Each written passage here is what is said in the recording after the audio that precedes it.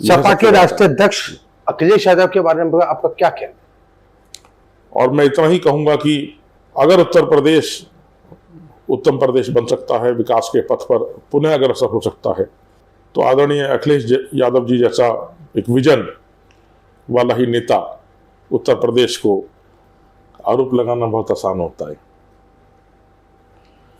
और ऐसा आरोप वही लोग लगाते हैं जो अपनी कमियों को ढांपने के लिए दूसरे पे आरोप लगाने की राजनीति करती है। जो लोग आज भी ये कहते हैं कि 70 साल में क्या हुआ, वही लोग ये आरोप लगा सकते हैं।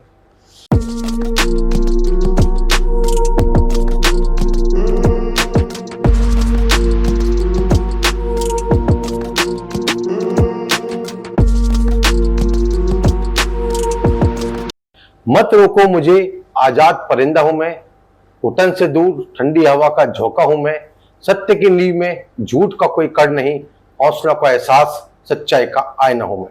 जी हाँ, अमर सिकंदराबादी की पंक्तियां समर्पित है एक ऐसे व्यक्तित्व को जो बेशक आज राजनीति में है, लेकिन विषय कोई भी हो, राय आपको उनके बेबाक मिलेगी। हम बात कर रहे हैं सपा नेता अभिषेक गर्ग जी की, जो प्रदेश सचिव की जिम्मेदारी संभाल रहे उत्तर प्रदेश के अंदर। हम सीधे तौर पर बातचीत करते हैं अभिषेक गर्ग जी से। अभिषेक जी नमस्कार। जी नमस्कार। सबसे पहला प्रश्न, चूंकि आप सपा के प्रदेश सचिव हो, सपा की एक्टिव राजनीति में भी हो, पहला विषय है कि पश्चिम बंगाल में भाजपा की जीत हुई है, इसके पीछे आप क्या कारण मानते हैं? मुझे यही उम्मीद थी कि आप वर्तमान के अंदर जब प्रश्न करेंगे तो तुरंत वाला ही प्रश्न करेंगे, और इस प्रश्न के लिए मैं आपको धन्यवाद भी देता हूं। भारतीय जनता पार्टी को मैंडेट प्राप्त हुआ है, उसके लिए मैं उनके समस्त नेतृत्व को, कार्यकर्ताओं को शुभकामनाएं प्रेषित करता हूं। मैंडेट किस तरह से मिला, चुनाव किस तरह से संपन्न हुए, सारी परिस्थिति पूरे देश ने देखी है।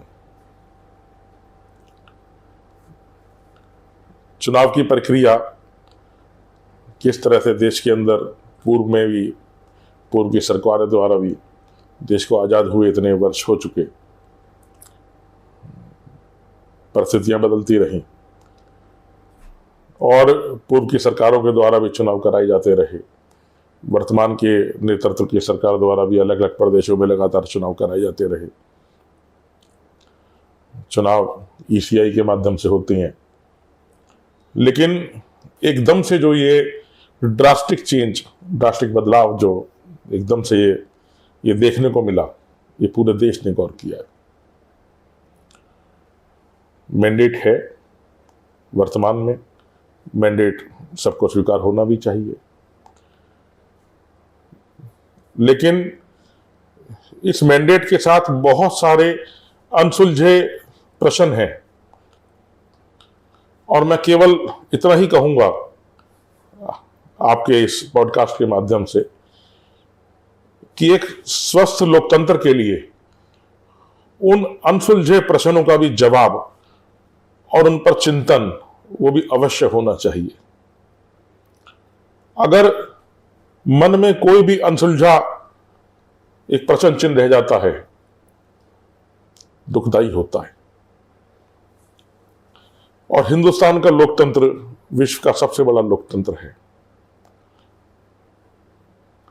और पश्चिम बंगाल के परिप्रेक्ष्य में तो बहुत सारे अनसुलझे प्रश्न भरे पड़े हैं।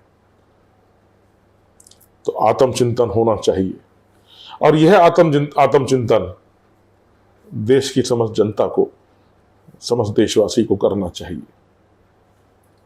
उत्तर प्रदेश में चुनावी वर्ष चल रहा है, 2026 के अंदर हम हैं इस समय जी, और 2027 में विधानसभा चुनाव है। सपा को लेकर आपका क्या मानना है? देखिए, उत्तर प्रदेश के अंदर जो वर्तमान बदहाली की स्थिति है, और जनता तमाम मोर्चों पर जिस तरह से समस्याओं से ग्रसित है, त्रस्त है, उसको लेकर समाजवादी लोग लगातार संघर्ष कर रहे हैं। और यह संघर्ष जनता देख भी रही है, स्वीकार भी कर रही है। 2027 में निश्चित तौर पर आपको एक बड़ा बदलाव उत्तर प्रदेश में देखने को मिलेगा और सकारात्मक बदलाव आपको उत्तर प्रदेश के अंदर सत्ता परिवर्तन के रूप में निश्चित तौर पर आपको देखने को मिलेगा। 2012 में आपकी सरकार बनी जी। 2017 में सरकार चेंज हुई। जी। अखिलेश जी ने खूब विकास कार्य किए, कहा भी जाता है और देख भी रहे हैं, लेकिन ऐसे इसके पीछे क्या मानते हो कि आपकी सरकार पुनः नहीं बन पाई? देखिए, कारण जो है, कई बार बहुत सारी परिस्थितियां ऐसी होती हैं कि अच्छा काम करने के बाद भी जब हम उसका अच्छे कार्य का मूल्यांकन करते हैं, लोकतंत्र के अंदर जनता जनार्दन ही सब कुछ होती है और परिवर्तन भी एक ऐसा प्रकृति का शाश्वत नियम है कि कोई भी इसे अछूता नहीं है।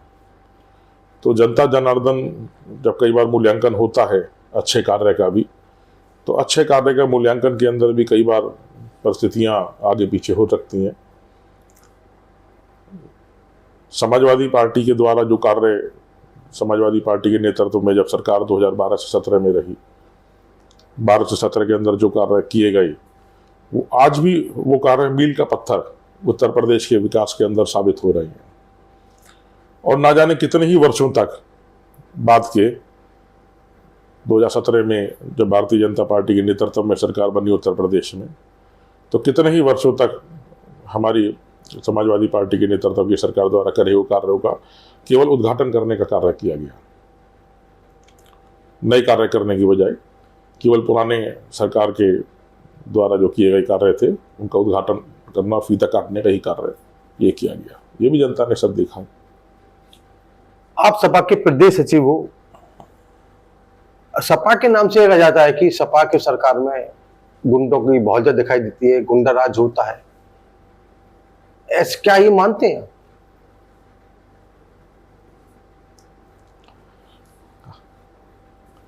आरोप लगाना बहुत आसान होता है और ऐसा आरोप वही लोग लगाते हैं जो अपनी कमियों को ढांपने के लिए दूसरे पे आरोप लगाने की राजनीति करती है। जो लोग आज भी ये कहते हैं कि 70 साल में क्या हुआ, वही लोग ये आरोप लगा सकते हैं। जो अपना मूल्यांकन करने की बजाय, जो अपने गिरबान में झांकने की बजाय दूसरे पे आरोप लगा के ब्लेम गेम खेलने में यकीन रखते हों और दूसरों की छवि खराब करने की राजनीति जिनको आती हो, जिनको विकास से कुछ लेना देना ना हो, वो केवल आरोप ही लगा सकते हैं। बाकी तो जनता समझदार है, जानती है कि किस पार्टी के अंदर कितने नेताओं पर कितने मुकदमे हैं, वर्तमान की सरकार में भी। और समाजवादी पार्टी का आपने जिक्र किया, तो समाजवादी पार्टी में भी तो जनता सब समझदार है, समझती है कि नैरेटिव कहाँ से चल रहा है, कैसे चलाया जा रहा है, कैसे उसको एक तस्वीर एक पेश करके कैसे छवि धूमिल करने का प्रयास पूर्व में भी बहुत से सरकारों, बहुत से पार्टियों का, नेताओं का किया गया, आज भी किया जा रहा है। पर ये सब अब चलने वाला नहीं है। अब उत्तर प्रदेश की सामान्य जनता बहुत समझदार है। अब ये 2027 में उत्तर प्रदेश में ये नैरेटिव जो सेट किया जाता रहा, अब ये चलने वाला नहीं है। अभिषेक गर्ग की आवाज महानगर से बहुत अच्छी आती है, लोगों के बीच से आती है, आमजन के बीच से आती है, सामाजिक लोगों के बीच से आती है, किंतु अभिषेक गर्ग का जब चुनाव का समय आता है टिकट नहीं हो पाता है। क्या कारण है इसके पीछे? ऐसा है नहीं, मैं नहीं जानता कि आपने ऐसा प्रश्न क्यों किया, लेकिन जनता का प्यार सम्मान हमेशा मिलता रहा है और सार्वजनिक जीवन में मैंने हमेशा, यदि किसी ने गले के अंदर एक पटका, एक माला भी पहनाई है, तो मैंने अपने सार्वजनिक जीवन में उसको भी हमेशा एक कर्ज, एक ऋण के रूप में स्वीकार किया है। यह सोच के उसको स्वीकार किया है कि मुझे अपने कार्य से, अपनी भूमिका से न्याय करके इस कर्ज को, इस ऋण को चुकाना है जो सामने वाले व्यक्ति ने, हमारी किसी भाई ने उस माला के रूप में या पटके के रूप में मुझको मेरे गले में डाला है। तो मैंने इस तरह से उस सम्मान को स्वीकार किया है और अपने ये विचार मैंने हमेशा रखे हैं। और रही बात टिकट की, तो ऐसा नहीं है कि टिकट नहीं हो पाता है या टिकट पूर्व में नहीं हुआ, ऐसा नहीं है। 2017 में पार्टी ने विश्वास जताते हुए मेयर का चुनाव, क्योंकि मेयर का चुनाव मेरी पत्नी को, मेरी धर्मपत्नी को मेयर का चुनाव 2017 में गाजियाबाद नगर निगम से लड़ाया था, तो इसलिए ऐसा नहीं है कि टिकट होते होते रह जाता है, या ऐसा नहीं है। और हम लोग अनुशासित कार्यकर्ता हैं पार्टी के, पार्टी हाईकमान का जो निर्णय होता है हम सबको स्वीकार होता है। इसलिए मैं थोड़ा सा आपके इस प्रश्न से सहमत नहीं हूँ। आपने पूछा है, 2022 में आपका नाम मजबूती से चला, लास्ट मिनट तक ये लिखा अभिषेक गर्ग शहर विधानसभा चुनाव लड़ेंगे, जी नहीं हो पाया। उपचुनाव में भी आपका नाम चला, जी। अभिषेक गर्ग चुनाव लड़ेंगे, नहीं हो पाया। मैंने केवल इन दो आधार मान के आपसे बात कही है, क्योंकि ये बात मैं नहीं कह रहा, लोगों के बीच बात थी कि अभिषेक गर्ग चुनाव लड़ेंगे। मैं सम्मान करता हूं जनता की भावनाओं का। मैंने भी जैसे पहले भी कहा कि लोकतंत्र के अंदर जनता जनार्दन ही सब कुछ होती है, और पहले से अंतिम आदेश तक जनता जनार्दन का ही सब कुछ होता है। मैं बहुत बहुत सम्मान आदर करता हूं, खासतौर पे विशेष तौर पे गाजियाबाद की जनता की भावनाओं का कदर करता हूं। लेकिन कई बार जब कार्य किया जाता है तो कई बार कार्य पर्दे के सामने किया जाता है, कई बार पर्दे के पीछे किया जाता है। राजनीति के अंदर जब मुझ जैसा कोई युवा, मैं अपनी बात कह सकता हूं, तो राजनीति मेरे लिए माध्यम है समाज के प्रति आभार व्यक्त करने का। It is a major and matter of gratitude towards society. राजनीति मेरे लिए पेशा नहीं है, राजनीति मेरे लिए व्यवसाय नहीं है। जीवन जीने के दो तरीके होते हैं, धन्यवाद सहित और धन्यवाद रहित। मेरा ऐसा मानना रहा है कि हमें जो कुछ भी मिलता है समाज से मिलता है, और जब हमें सब कुछ समाज से मिलता है तो हमें समाज को वापस देने के लिए हमेशा तत्पर रहना चाहिए। तो मैं राजनीति में इसलिए हूँ कि समाज को वापस देने का ये माध्यम है मेरे लिए। It is a major and matter of gratitude, आभार व्यक्त करने का, धन्यवाद देने का, अपने कार्य से, सामाजिक कार्यों से, समाज के प्रति समर्पित रहने से, हर उस जगह तक पहुंच पाने का प्रयास करने से कि जहां हम पहुंच के किसी के चेहरे पर मुस्कान ला सकें, वो मेरे लिए ये माध्यम है। तो इसलिए कई बार कार्य पर्दे के आगे भी होते हैं, पर्दे के पीछे भी होते हैं। कई बार संगठन की भूमिका के अंदर भी कुछ कार्य होते हैं, और कई बार चुनाव की भूमिका में भी होते हैं, प्रत्याशी की भूमिका में भी होते हैं। बस कुल मिलाकर मैं मानता हूं कि इसके पीछे कोई कारण नहीं है। नहीं, ऐसा कोई विशेष कारण नहीं है। कि कई बार मैंने जैसे कहा कि आप संगठन की भूमिका में हो, तो कई बार आप चुनाव लड़वाने का भी कार्य करते हैं और कई बार स्वयं लड़ने का भी करते हैं।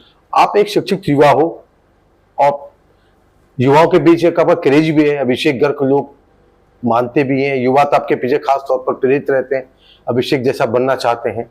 आपने समाजवादी पार्टी को आखिर क्यों चुना? देखिए, समाजवाद की जो विचारधारा है, समाजवाद और समानवाद ये एक साथ चलता है। समाजवाद हमें सिखाता है कि आपस में प्रेम, भाईचारा, सौहार्द और समानता की भावना। जब हम लोग जीवन के शुरुआती चरण के अंदर शिक्षा ग्रहण करने के लिए विद्यालय में होते हैं, तो विद्यालय के अंदर यूनिफॉर्म होती है। यूनिफॉर्म का मतलब यूनिफॉर्मिटी, यूनिफॉर्म का मतलब अनुशासन। तो यह सब चीजें जीवन के अंदर आपका फाउंडेशन है, और आपको ये सिखाती है कि उस यूनिफॉर्म का आपको सम्मान रखना है जीवन में। आप कुछ भी बन जाएं, लेकिन समानता की भावना आपके अंदर हमेशा रहनी चाहिए। तो जैसा मैंने कहा कि समाजवाद और समानवाद, तो समाजवादी विचारधारा मेरे अंदर शुरू से रही, और न केवल मैं, मुझ जैसे ना जाने कितने लाखों करोड़ों युवा माननीय धरतीपुत्र मुलायम सिंह यादव जी से प्रेरणा लेकर राजनीति में आए और समाजवादी विचारधारा पे सदैव चलते हुए कभी भटके नहीं। तो यह एक बहुत बड़ा कारण है कि जब समाजवाद आपके विचारों में हो, समाजवाद आपकी रगों में दौड़ रहा हो, तो कहीं और कोई स्थान नहीं रह जाता। आप कहीं बांटने या नफरत की बात के लिए कोई स्थान नहीं रह जाता। आप केवल बात करेंगे तो आपसी प्रेम, सौहार्द, भाईचारा, जोड़ना, गंगा जमनी तहजीब और राष्ट्र के प्रति समर्पण, सबसे अहम राष्ट्र के प्रति ऐसा समर्पण एक ऐसी माला की तरह जिस माला के अंदर तमाम मोती उस माला के अंदर मौजूद हों। आप वही बात करेंगे। सपा के राष्ट्रीय अध्यक्ष अखिलेश यादव के बारे में आपका क्या कहना है? आदरणीय अखिलेश यादव जी हम सबके प्रेरणा स्रोत हैं, हमारी पार्टी के राष्ट्रीय अध्यक्ष हैं, उत्तर प्रदेश के पूर्व मुख्यमंत्री रहे हैं। और मैं इतना ही कहूंगा कि अगर उत्तर प्रदेश बन सकता है, विकास के पथ पर पुनः अग्रसर हो सकता है,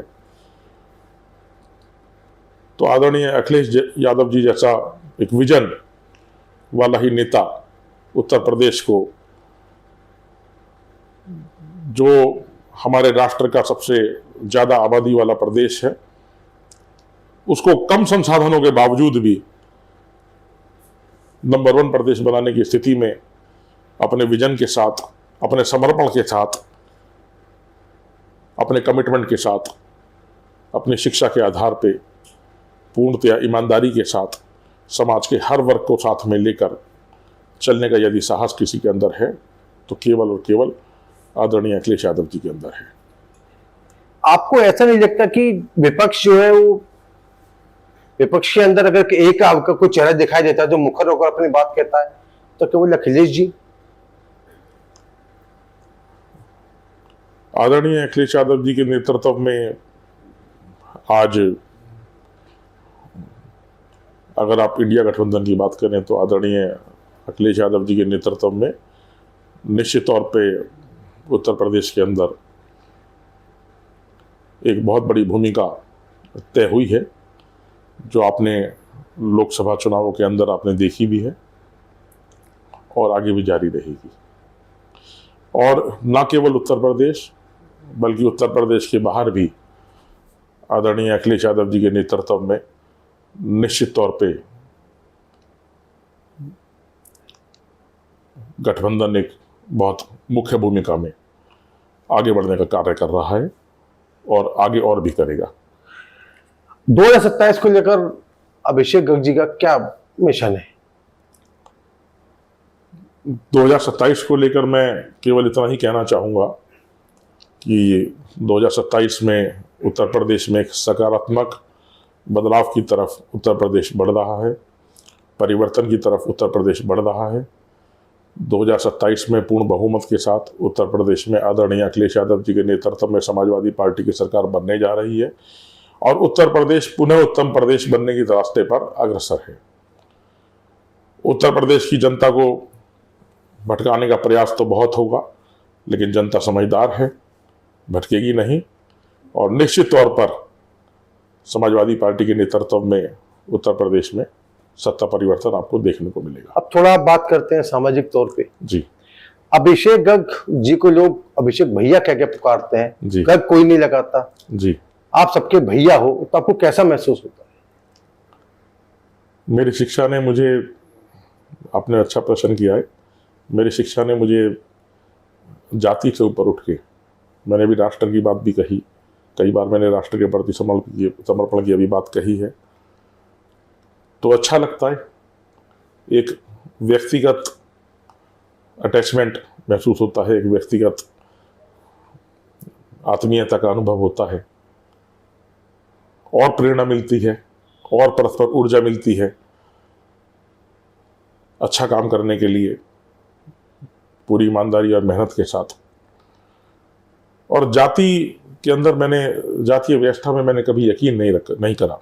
मेरी शिक्षा ने और मेरे संस्कारों ने मुझे ऐसा नहीं सिखाया कि हम जातीय व्यवस्थाओं के ऊपर बात करें। हम सब समाज की बात करते हैं, हम सब समाज के ऊपर सबको साथ लेकर चलने की हम बात करते हैं। तो उसके आधार पे अच्छा महसूस होता है जब एक आपसी प्रेम संबंधों के में मधुरता से बात हो। आपने बीच में एक बात कही थी अभी कि जी। एक माला से मेरा बोझ चढ़ा। आज की तारीख में देखो तो हर आदमी अपना बढ़िया कुर्ता तब पजामा पहना और चेन अपना डाली और गले में माला डाली तो और खुशी महसूस करता, भाई मुझे लोग माला डाल। वहीं अभिषेक गर्ग जी कह रहे कि मेरे सर पर बोझ चढ़ जाता है। क्या है मतलब? मैं तो यही महसूस करता हूँ कि जब आप मान लीजिए किसी कार्यक्रम में जाएं और कार्यक्रम में आपको 20 माला डाली या 50 माला डाली, तो मैं सोचता हूं कि भाई इस कार्यक्रम में तो इन्होंने बहुत कर्जा चढ़ा दिया। अब इतना कर्जा चढ़ा दिया तो अब यहाँ पर इतना काम करना पड़ेगा तब जाके ये कर्जा उतरेगा।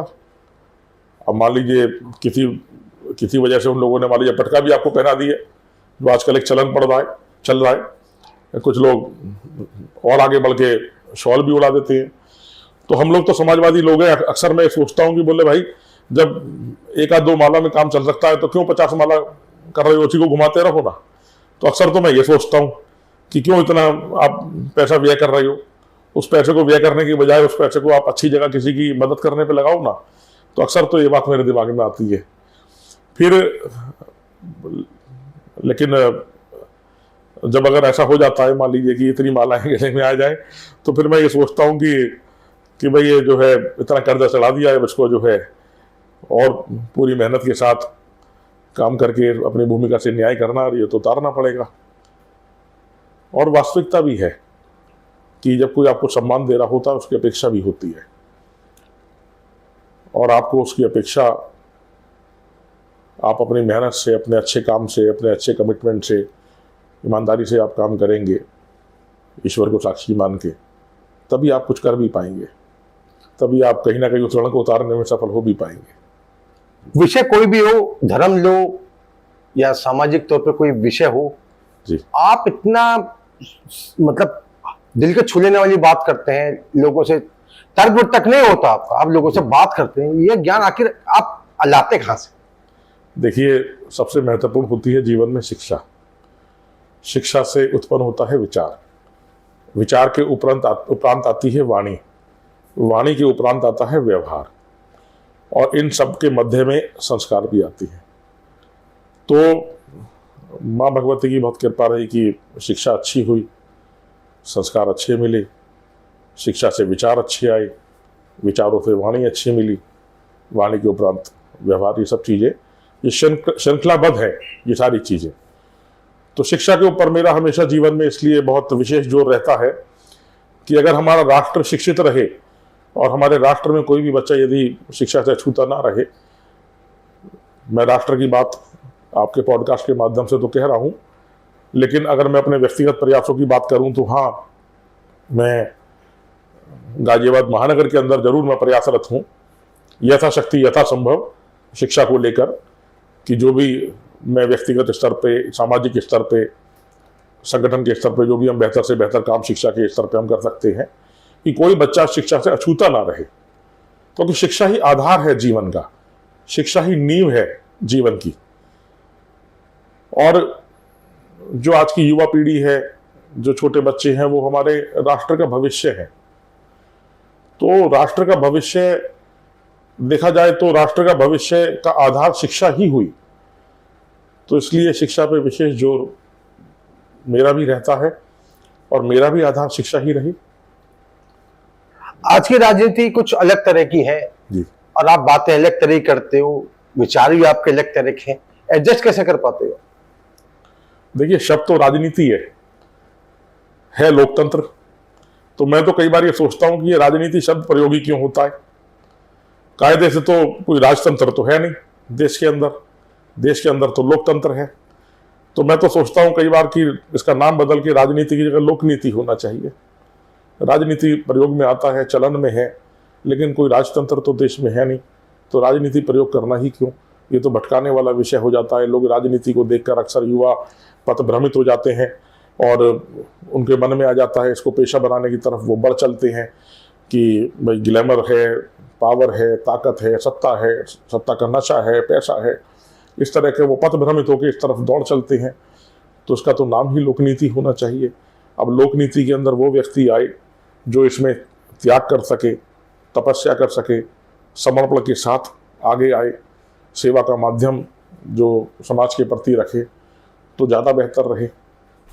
तो मैं अक्सर कई बार ये सोचता हूँ जब मैं आत्ममंथन करता हूँ कि क्यों इसका नाम जो है ये सब चलन में ख़त्म हो जाए और लोकनीति की बात हो। लोकनीति की बात होगी तो लोकतंत्र भी स्वस्थ रहेगा। मानसिक विकृति नहीं होनी चाहिए, मानसिकता सही रहे। जैसे स्वास्थ्य भी होता है तो दो तरह का स्वास्थ्य हुआ, मानसिक स्वास्थ्य, शारीरिक स्वास्थ्य। यदि आपके शारीरिक स्वास्थ्य में कमी हो जाए तो ठीक हो सकता है, पर यदि किसी व्यक्ति के मानसिक स्वास्थ्य में कमी हो जाए तो बड़ी दिक्कत है। तो इसलिए मानसिक स्वास्थ्य का ठीक रहना जरूरी है। मानसिक स्वास्थ्य ठीक रहेगा तो शारीरिक स्वास्थ्य को कहीं ना कहीं वो कंट्रोल में ले आएगा। तो मानसिकता ठीक रहनी चाहिए, और मानसिकता ये शब्दों से बहुत प्रभावित होती है। जो नेगेटिव शब्द होते हैं या जो नकारात्मक चीज़ें हैं, नफरत फैलाने वाली चीज़ें हैं, ये सीधे सीधे व्यक्ति की मानसिकता पर प्रभाव डालती हैं। जैसे मैं अभी एक स्टडी देख रहा था, उस स्टडी के अंदर ये आ रहा था कि वो मुझे पढ़ने का थोड़ा शौक भी है, मतलब एक पैशन है पढ़ने का, तो मैं देख रहा था उसके अंदर कि जब आप भीड़ के अंदर चलते हैं तो व्यक्ति की मानसिकता कई बार क्रूअल हो जाती है। अगर आप भीड़ में जा रहे हो तो वो थोड़ा सा हिंसक प्रवृत्ति का हो जाता है। तो सारी बात तो फिर मानसिकता की आ जाती है। उसे ये नहीं पता होता कि वो क्या कर रहा है क्या नहीं कर रहा है, लेकिन उसके विचार प्रभावित होने लगते हैं। तो मानसिक स्वतंत्रता के ऊपर भी मैं अक्सर सोचता हूँ कि देश को गुलामी से आज़ाद हुए तो इतने साल हो गए, लेकिन मानसिक रूप से स्वतंत्रता की जब बात करी जाए तो इस विषय के ऊपर एक बड़ी चर्चा अभी अधूरी है। एक शिक्षित युवा अभिषेक कैसा भारत देखना चाहते हैं या कैसा प्रदेश देखना चाहते हैं? आत्मनिर्भर भारत देखना चाहते हैं, लेकिन जब आत्मनिर्भर भारत की बात आए तो विचारों में स्वतंत्रता होनी चाहिए, मानसिक स्वतंत्रता, विचार प्रभावित नहीं होने चाहिए। और मानसिक स्वतंत्रता विचारों में आएगी उच्च शिक्षा से, अच्छी शिक्षा से आएगी। जब शिक्षा अच्छी होगी और शिक्षा का स्तर अच्छा होगा और सबके लिए समान होगा। आज आपको लगता है कि शिक्षा का स्तर हमारे यहाँ समान है? ये बहुत लंबा विषय है और बहुत बड़ा विषय है, और ये ऐसा विषय है कि जिसके ऊपर हर व्यक्ति को शिक्षा के पीछे तो बेहद काम करने की आवश्यकता है। बहुत बड़ा काम करने की आवश्यकता भी शिक्षा के ऊपर है। और शिक्षा के ऊपर मैं चलते चलते आपसे एक बात जरूर कहूँगा। जब 2012 से 2017 के बीच में आदरणीय अखिलेश यादव जी के नेतृत्व में समाजवादी पार्टी की सरकार थी, तो युवाओं के लिए, छात्रों के लिए लैपटॉप वितरण का कार्य यदि किसी ने पहली बार किया था तो आदरणीय अखिलेश यादव जी ने ही किया था, शिक्षा की महत्ता को समझते हुए। तो इसलिए ऐसा नहीं है कि मेरे अकेले के ये विचार हैं, हमारे नेता के भी ये विचार हैं। शिक्षा को लेकर कार्य करने का जो अधूरापन है, अधूरा स्थान है, उसको भरने को लेकर हमारे आदरणीय राष्ट्रीय अध्यक्ष जी के भी विचार हमसे बहुत आगे हैं, और हम उनसे प्रेरणा लेकर हमारे भी ये विचार हैं। चलते चलते हमारे अंतिम प्रश्न आपसे है जी कि 2027 में विधानसभा चुनाव है जी। आप सपा के प्रदेश सचिव अभिषेक गर्ग गाजियाबाद के निवासी हैं, तो जिले में आप सपा की स्थिति क्या देख रहे हैं? जिले के अंदर समाजवादी पार्टी की स्थिति मजबूत है, और निश्चित तौर पे हमारे यहाँ 5 विधानसभा है,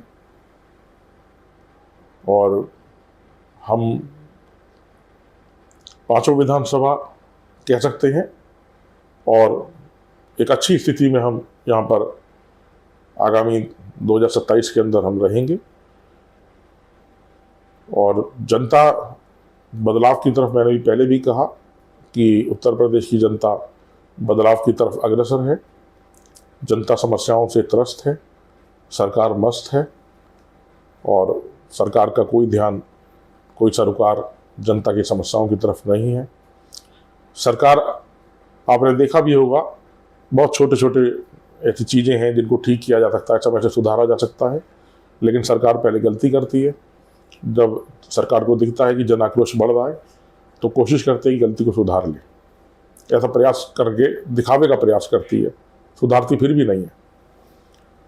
तो जनता को समस्याओं से निजात दिलाने के लिए ये परिवर्तन की लहर चल पड़ी है, और ये परिवर्तन की लहर के ऊपर अंतिम मोहर सन 2027 में लगने जा रही है। आपने सपा के प्रदेश सचिव अभिषेक गर्ग जी को सुना, ये इतने विद्वान व्यक्ति हैं कि इनसे एक बार में बात करना संभव नहीं है, विषय बहुत है और इनका ज्ञान निश्चित तौर पर आपको कुछ ना कुछ सुनने को मौका देगा। फिर आगे ऐसी फिर मुलाकात दोबारा करेंगे। नमस्कार।